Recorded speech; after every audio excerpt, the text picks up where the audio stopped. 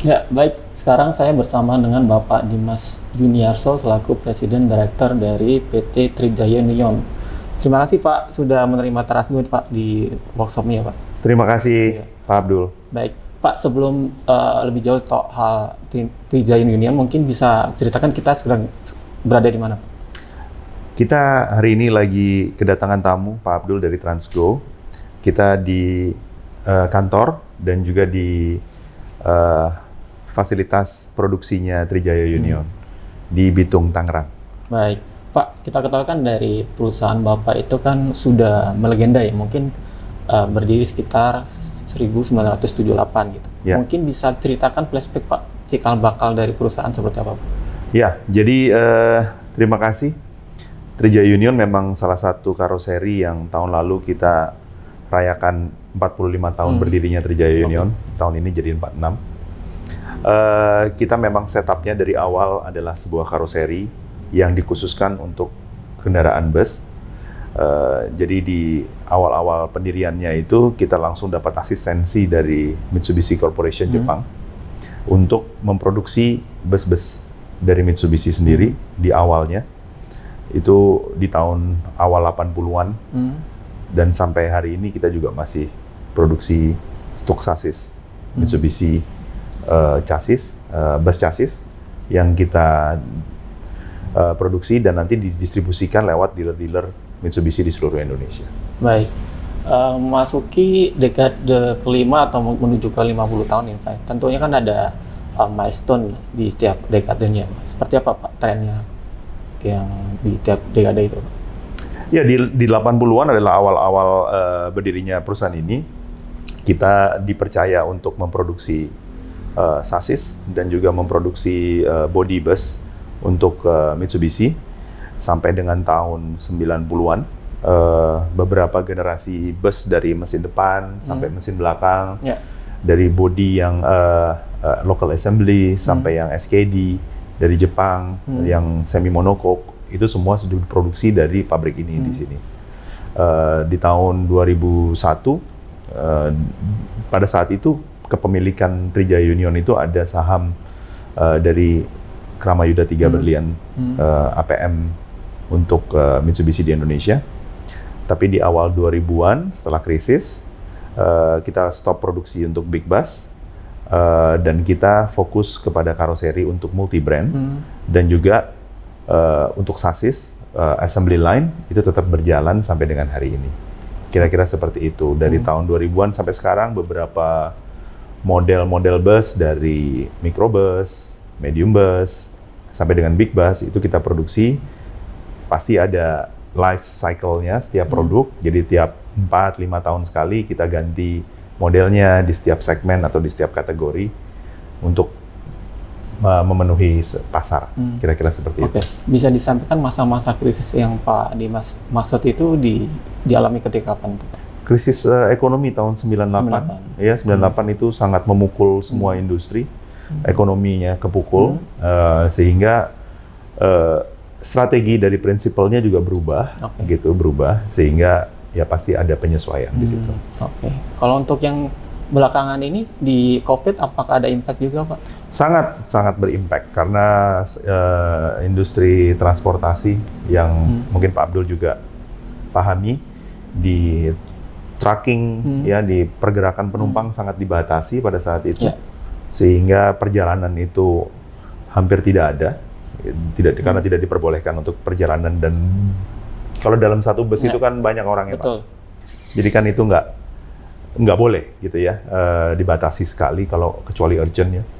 Jadi semua operator bus itu berhenti beroperasi sehingga permintaan akan bus baru otomatis tidak ada. Untuk melewati masa-masa itu, Trijaya Union melakukan apa yang kita bisa lakukan untuk keep sebisa mungkin karyawan, pekerja itu harus diupayakan supaya mereka tetap ada kerjaan. Jadi kita mengerjakan beberapa project special vehicles. Ya, pada saat itu kita juga bikin bus lab berjalan untuk BNPB. Ada beberapa unit kita kerjakan, terus ada proyek-proyek dari tentara, dari TNI, itu juga untuk mobility car, segala macam itu hal-hal kayak gitu kita kerjakan. Oke. Berarti sempat switch ke lini bisnis yang Sebetulnya lain. tidak switch, tapi itu masih inline karena kan tagline-nya bus and special vehicle specialist ya, manufacturer ya. Jadi kita mengambil project-project yang non bus pada saat itu atau bus spesifik khusus untuk lab. Jadi dengan spesifikasi yang ditentukan itu kita bikinin bus tapi dalamnya untuk lab, untuk COVID lab gitu, untuk swab test, kayak seperti itu. Momentum untuk recovery pasca COVID ini sejak kapan jumlahnya? Kita melihatnya pada tahun 2020 dan 2021 itu adalah puncaknya COVID. 2022 itu kita berangsur-angsur sudah mulai membaik, ya sudah mulai ada permintaan dari pasar sudah mulai ada, sehingga kita udah mulai lagi bikin bus, walaupun iramanya masih pelan, gitu ya, pelan, tapi lama-lama balik. Kira-kira seperti itu. Saya rasa semua industri mengalami hal yang sama, semua karoseri mengalami hal yang sama, termasuk operator juga mengalami hal yang sama. Dari mulai nggak ada penumpangnya, nggak boleh jalan, sampai boleh jalan, sampai akhirnya ada penumpangnya setengah, meningkat sampai berangsur kembali normal. Seperti sekarang saya rasa trennya semakin positif lah gitu. semakin positif ya, semakin positif. Sampai hari ini saya rasa sudah kembali normal. Baik. Tadi bicara milestone, mungkin gambaran dari pertumbuhan bisnis dari Trijaya Union ini seperti apa 10 tahun terakhir ini?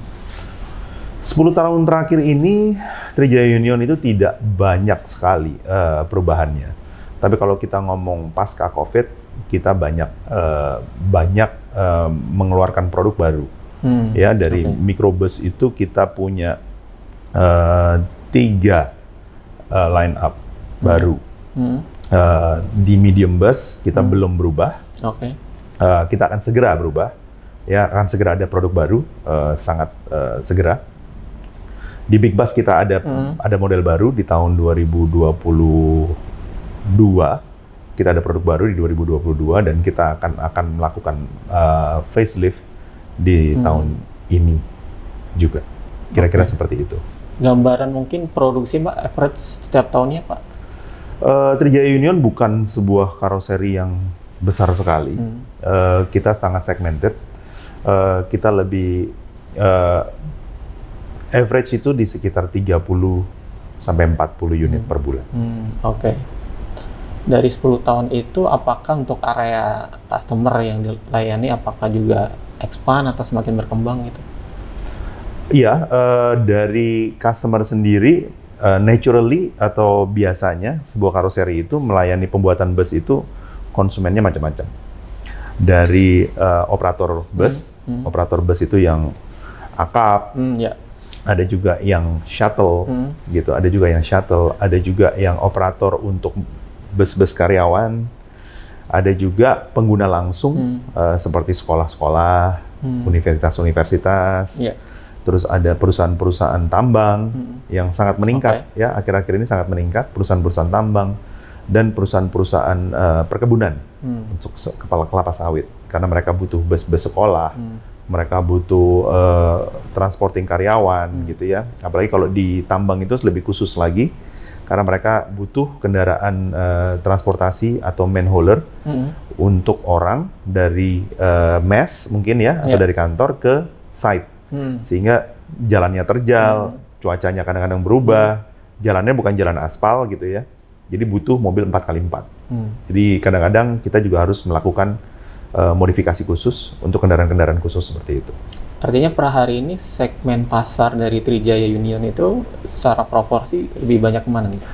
Kalau hari ini kita lebih banyak ke perusahaan-perusahaan pengguna langsung, seperti di tambang, di bus-bus khusus ya untuk tambang, bus-bus khusus untuk plantation, perkebunan, itu yang paling banyak sekarang. Terus ada beberapa PO, ada beberapa shuttle atau pariwisata itu juga, tapi yang paling banyak itu di pengguna langsung di area perusahaan-perusahaan itu. Proporsi berapa persennya Pak? Saat ini mungkin 60-40 ya. 60 lebih banyak di mining dan plantation. Yes. Kalau dari sisi akap atau otobusnya nih berapa persen?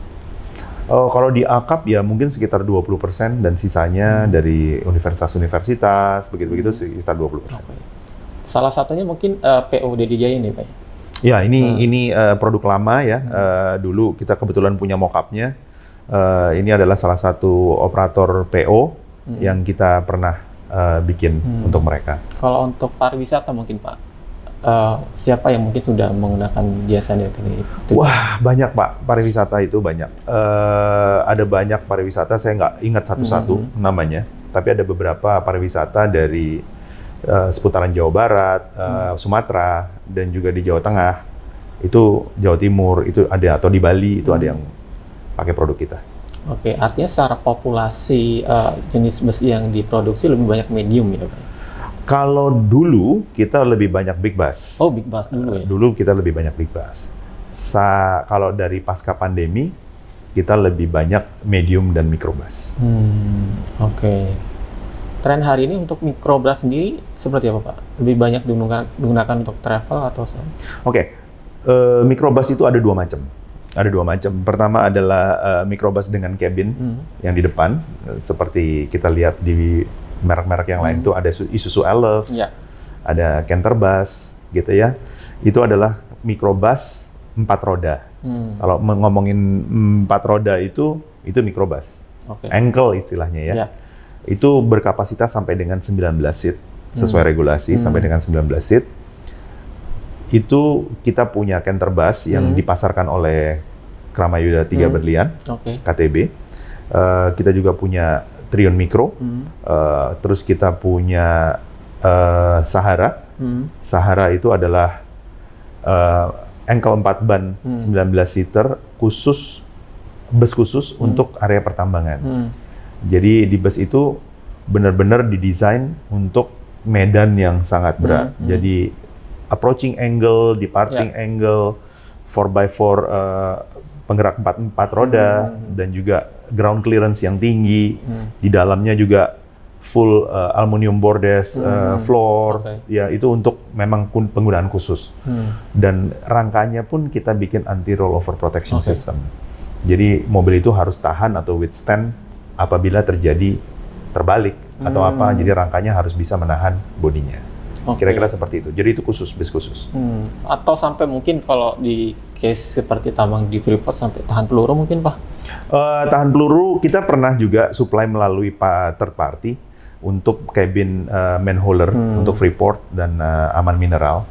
Itu juga rollover protection system.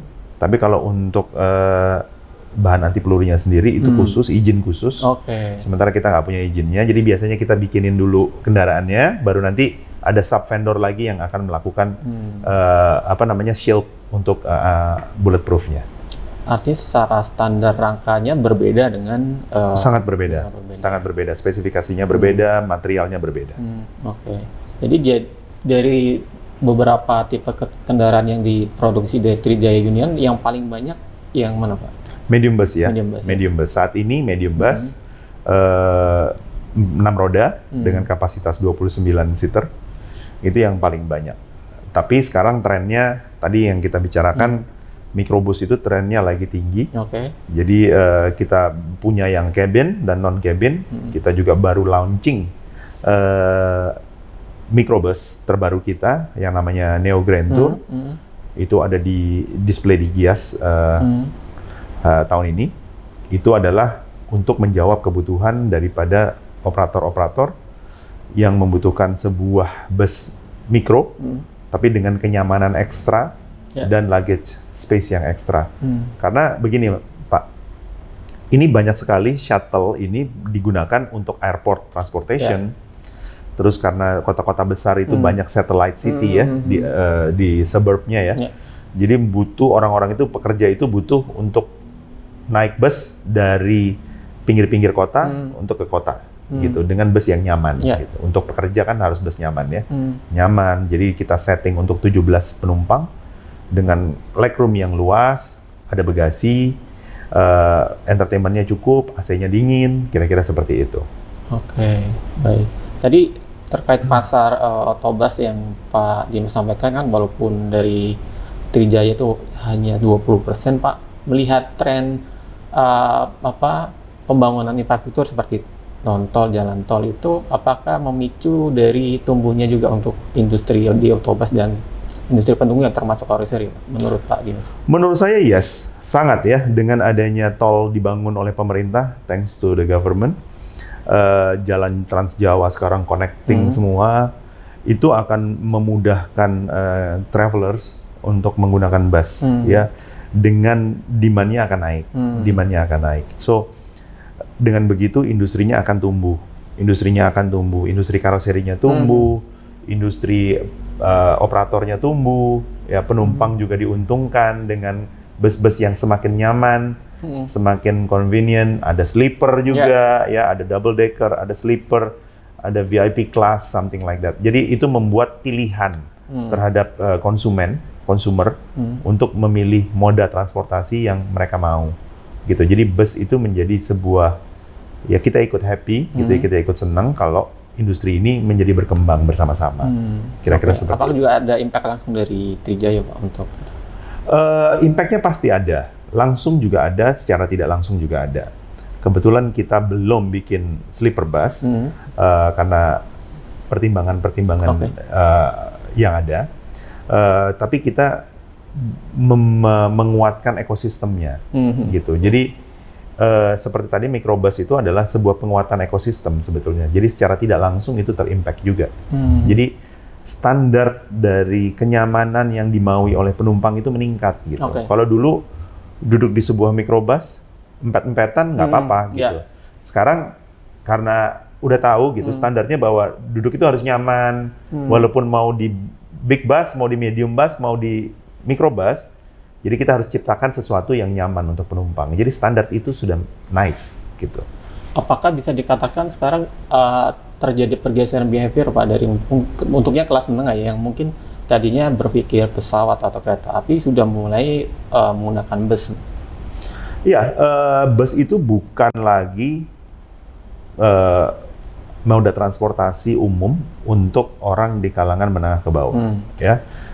Medium class juga sudah mau naik bus, gitu ya, karena bus itu merupakan sebuah transportasi yang nyaman, sekali lagi yang nyaman, mungkin malah lebih nyaman dibandingin yang lain, gitu. Karena bus itu kan tidak point to point dari kota ke kota itu tidak hanya di satu titik tertentu, tapi mereka punya pool dan mereka punya setiap PO itu punya hub khusus itu yang membuat itu lebih dekat dengan rumah mereka, gitu, dengan poin keberangkatan mereka atau poin kedatangan mereka, sehingga itu menjadi lebih nyaman, gitu. Kalau naik pesawat itu kan harus ke airport dulu, macet-macet 1 jam, harus check-in 1 jam sebelumnya lagi, segala macam. Sementara ini tinggal naik, duduk manis, nanti ada meal service, gitu ya, ada service makan, segala macam, sampai dengan besok pagi istirahat, tidur, besok paginya mungkin sudah sampai. Jadi itu sebuah moda transportasi yang cukup nyaman menurut saya. Termasuk tren desain sleeper ini, apakah bisa dikatakan penumpang sekarang semakin kritis, semakin demanding, semakin tahu spek dari bus yang mau ditumpang gitu Pak? Pastinya iya. Jadi dari karoseri kita berlomba-lomba untuk menciptakan sebuah produk yang bisa memfasilitasi itu, begitu ya. Dari segi PO, mereka berlomba-lomba untuk memberikan servis terbaik untuk kenyamanan penumpangnya. Gitu kan, servis yang baik, harga yang kompetitif, gitu kan, sehingga yang diuntungkan ujung-ujungnya kan konsumen. Selama yang diuntungkan ujung-ujungnya konsumen, itu adalah hal yang baik, positif buat saya. Kira-kira seperti itu. Bagaimana penyesuaian dengan mungkin aturan yang sudah dibuat dari Kemenhub Pak? Tentunya walaupun desain dari itu customer itu seperti banyak lah gitu, tapi ternyata berbenturan dengan aturan. Penyesuaiannya seperti apa? Saya rasa kalau buat kami tidak ada penyesuaian. Jadi buat kami yang namanya aturan itu adalah aturan. Aturan itu adalah aturan dan tidak ada penyesuaian. Jadi semua pekerjaan itu dilakukan atau dipekerjakan berdasarkan aturan yang berlaku. Kami ini di karoseri resmi itu kita binding dengan hukum. Binding dengan hukum. Jadi setiap kategori bus itu ada panduannya. Ada panduannya dan akan dicek oleh Kementerian Perhubungan. Jadi setiap bus yang keluar dari setiap karoseri resmi itu harus melalui berita acara pemeriksaan dan harus lulus. Kalau nggak lulus, nggak keluar itu mobil. Setelah itu, pada saat ini berlapis nih Pak soalnya. Setelah dari karoseri sudah dicek, keluarlah yang namanya strut, gitu ya. Strut itu nanti yang akan dipakai untuk pengguna untuk melakukan kir. Kir itu nanti dicek lagi, dimensinya dicek lagi, kelengkapannya dicek lagi, semua dicek lagi sampai mobil itu lulus uji sehingga mobil itu layak untuk berada di jalanan dan untuk mengangkut penumpang gitu. Karena ini kan kendaraan umum ya. Jadi melibatkan banyak manusia di dalamnya gitu. Jadi itu yang dilindungi oleh pemerintah. Kita sebagai karoseri harus compliance dengan itu. Kita tidak boleh misalnya nih ada customer ya yang mau saya mau bodinya agak sedikit lebih lebar, atau ini, atau itu. Itu kita tidak bisa lakukan. Kita tidak bisa lakukan di luar. Tidak ada kompromi untuk Tidak ada kompromi untuk itu. Karena semuanya sudah ikut standar yang berlaku. Dan itu sangat ketat diterapkannya. Kecuali kendaraan-kendaraan khusus yang akan beroperasi di daerah khusus. Seperti tambang. Kalau tambang besar itu area khusus. Mungkin mobilnya nggak perlu keluar ke jalan raya. Nah, itu beda. Tapi kalau untuk mobil-mobil yang harus berada di jalan raya dan mengangkut penumpang umum, itu kita nggak boleh main-main dengan itu. Semuanya harus sesuai compliance dari regulator. Kira-kira seperti itu. Karena kan isu yang belakangan terakhir kan terutama yang banyak kecelakaan ya, yang melibatkan PO bus gitu kan ada temuan juga ya, ada melanggar rancang bangun. Komentar dari Bapak? Pertama, saya sangat prihatin dengan hal seperti itu karena adanya korban jiwa. Saya sangat prihatin. Tapi ini adalah, menurut saya, adalah kita sebagai stakeholder, semuanya harus punya tanggung jawab terhadap hal ini. Kami dari karoseri selalu menetapkan yang tadi saya bilang bahwa kita harus compliance dengan semuanya. Itu adalah rules yang paling kita pegang. Karena masalahnya sekarang adalah banyak bengkel-bengkel di luar itu yang beroperasi, yang mungkin mengesampingkan hal-hal seperti semacam itu. Jadi request-nya apa? Secara teknis pasti bisa dibikin kan. Tapi apakah itu melanggar atau tidak melanggar? Itu saya tidak tahu gitu. Saya tidak tahu karena itu bukan ranah saya gitu. Tapi di kami tidak akan pernah kompromi dengan hal-hal semacam keselamatan. Karena keselamatan itu poinnya kalau di kita itu poin nomor 1. Kenyamanan nomor 2 gitu. Keselamatan dulu nomor 1. Jadi nggak boleh gitu. Tapi kalau mereka bisa bikin seperti itu, saya kurang paham. Dari beberapa kecelakaan bus yang ada itu kan temuannya itu bus rekondisi ya, maksudnya bus lama di produksi ulang. Sebenarnya itu secara aturan tidak masalah atau gimana? Secara aturan sebetulnya tidak masalah. Secara aturan tidak masalah. Tapi balik lagi, setiap kategori bus itu punya regulasinya masing-masing. Jadi kalaupun harus ada penggantian bodi baru, itu bisa dilakukan. Tapi setelah dilakukan harus dikir ulang mobilnya, dikir ulang dengan mungkin warnanya juga ada beda aja kan, ada aturan yang berbeda gitu, harus dirubah gitu dokumennya. Hal-hal semacam itu sebetulnya penggantian itu boleh, tapi kan mengikuti perkembangan zaman ya, mau refresh atau renovasi, refurbish atau retrofit itu boleh dilakukan, tapi dilakukan within regulasi. Dan setelah itu pun harus ada pengecekan ulang dari regulator. Baik.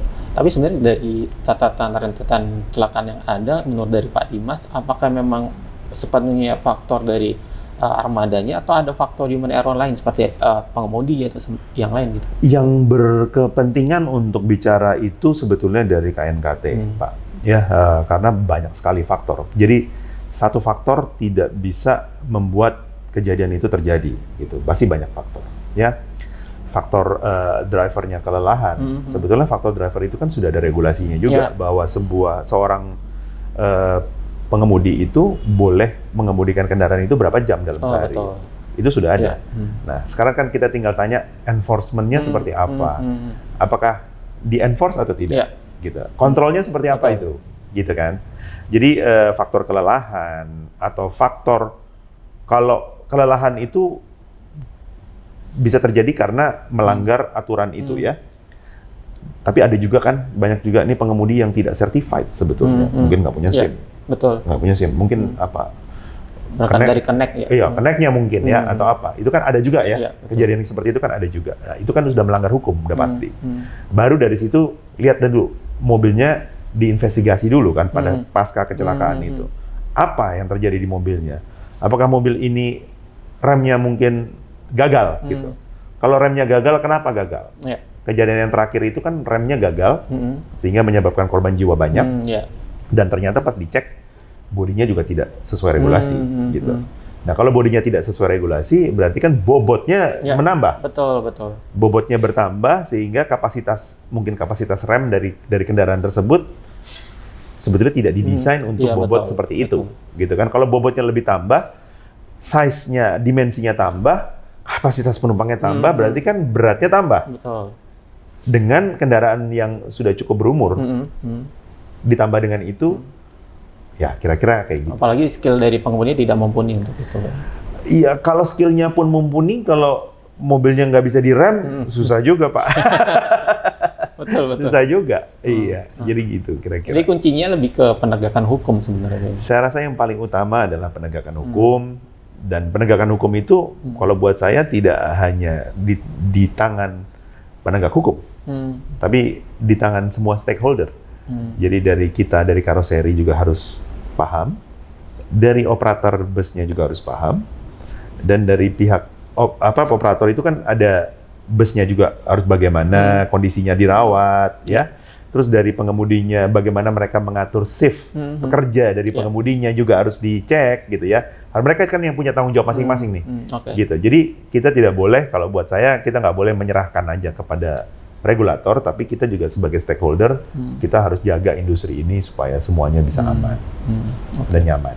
Kira-kira dengan gitu. rentetan kecelakaan bus yang ada akhir-akhir ini kan, pada akhirnya dari Kemenhub kan mewajibkan penerapan untuk pemasangan GPS dan MDVR. Sebenarnya urgensinya apa Pak untuk harus dilakukan untuk itu? Kalau seat belt itu menurut saya itu sebuah regulasi yang sudah ada dari dulu. Ya, setiap kursi itu memang harus punya seat belt, dan kita setiap rilis unit itu semua kursinya selalu dilengkapi oleh safety belt. Karena itu mandatory ya. Buat saya itu compulsory, mandatory untuk dilakukan. Tapi balik lagi, dipakai nggak? Dipakai nggak? Gitu. Tapi ya itu kan kita tidak bisa menjaga, dari karoseri tidak bisa ke ranah itu. Ranah kita adalah menyiapkan unit yang bisa ada fitur safety-nya gitu. Ya, palu pemecah kacanya harus ada, aparnya harus ada. Standar apar itu kalau di setiap size bus itu beda-beda loh. Gitu kan, itu semuanya harus dilengkapin semua. Itu yang kita lakukan gitu. Tapi setelah itu di operator tangannya. Apakah operator itu akan mengenforce semua penumpangnya untuk menggunakan itu, dan atau penumpangnya sendiri gitu. Penumpangnya sendiri mau pakai atau enggak gitu. Kadang-kadang susah juga operator untuk nyuruh penumpangnya pakai. Iya kan, Pak? Ya. Sekarang kita naik taksi aja, duduk di belakang belum tentu kita mau pakai seat belt. Kan begitu kan? Apalagi bus gitu yang isinya banyak gitu.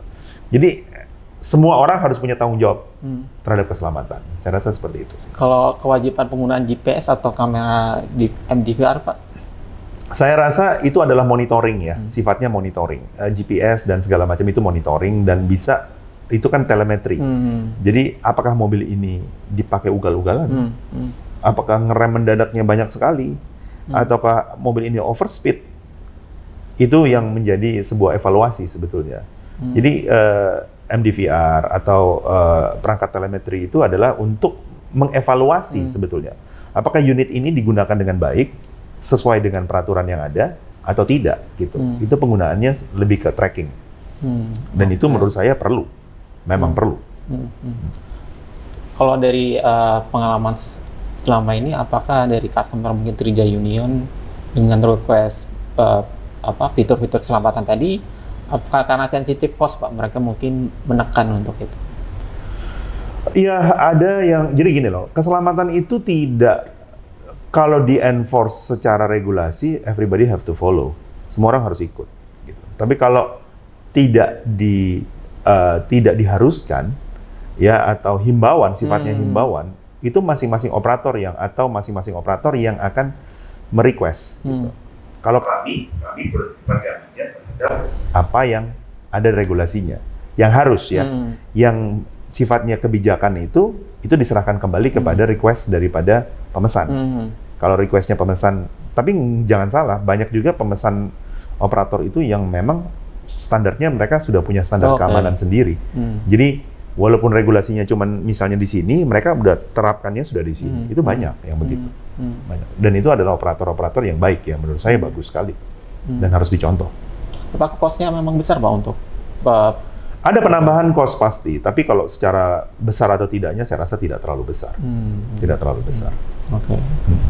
Dengan tren digitalisasi bisnis yang terjadi sekarang Pak ya, mungkin apa yang sudah dilakukan dari Trijaya Union Pak untuk semua bisnis prosesnya? Kalau bisnis proses digitalisasi kita itu secara pembangunan sebuah bus itu kita sudah memakai beberapa software yang terkini. Dalam pembuatan ada di R&D tim kita itu kita juga pakai beberapa alat ya, seperti kalau di produksi itu kita ada CNC machine ya, dari mulai CNC cutting sampai dengan CNC router. Terus kita juga ada 3D scanning ya, 3D scanning untuk modeling. Terus kita juga ada 3D printer.